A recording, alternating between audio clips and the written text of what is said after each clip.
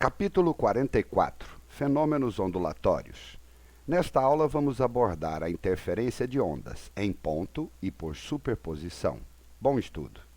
Interferência de ondas unidimensionais.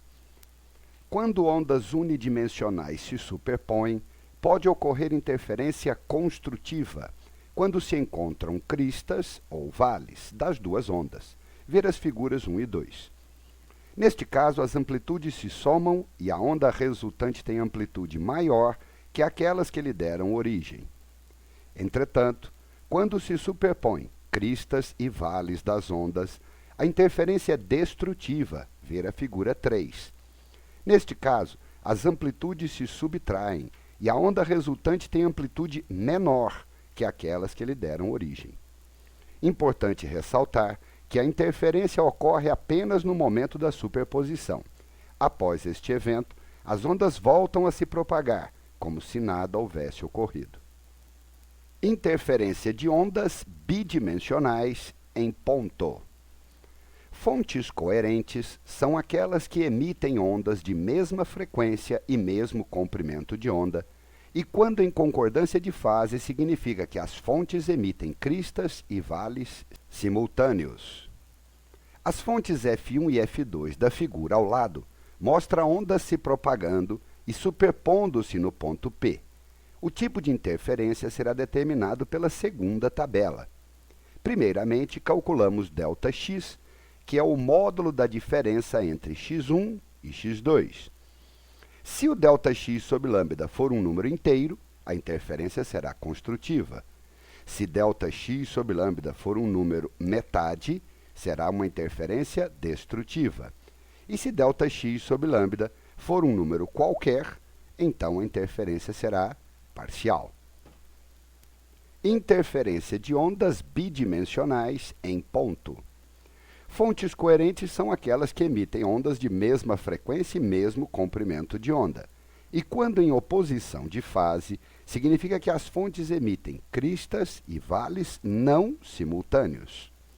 As fontes F1 e F2 da figura ao lado mostram ondas se propagando e superpondo-se no ponto P. O tipo de interferência será determinado pela seguinte tabela. Primeiramente, calculamos ΔX, que é o módulo da diferença entre x1 e x2. Se ΔX sobre lambda for um número inteiro, a interferência será destrutiva. Se ΔX sobre lambda for um número metade, será uma interferência construtiva. E se ΔX sobre lambda for um número qualquer, a interferência será parcial. Interferência de ondas bidimensionais por superposição. Batimento. Superposição de ondas de frequências próximas se movendo no mesmo sentido. Observe a figura seguinte que mostra duas ondas de frequências próximas que se superpõem. Em alguns pontos a interferência é construtiva e em outros é destrutiva, originando uma onda resultante de frequência FR, periódica e de amplitude oscilante, ora amplificada, ora reduzida. Além da frequência resultante, é possível calcular a frequência dos batimentos, ou seja, o número de construções e destruições por unidade de tempo. A frequência resultante é a média aritmética das frequências parciais, e a frequência dos batimentos é o módulo da diferença das frequências parciais. Interferência de ondas bidimensionais por superposição. Onda estacionária. Ondas de frequências idênticas se movendo em sentidos opostos. A figura ao lado apresenta duas ondas idênticas se movendo em sentidos opostos, em 4 instantes diferentes. Nos instantes T1 e T3, a posição das ondas determina uma interferência construtiva, produzindo uma onda resultante com amplitude aumentada. Nos instantes T2 e T4, a posição das ondas determina uma interferência destrutiva, produzindo uma onda resultante com amplitude diminuída, neste caso, nula. Se agruparmos os 4 momentos apresentados em um único esquema, obteremos a onda resultante apresentada ao final da figura. Os nós representam os momentos de interferência destrutiva enquanto que os ventres representam os momentos de interferência construtiva.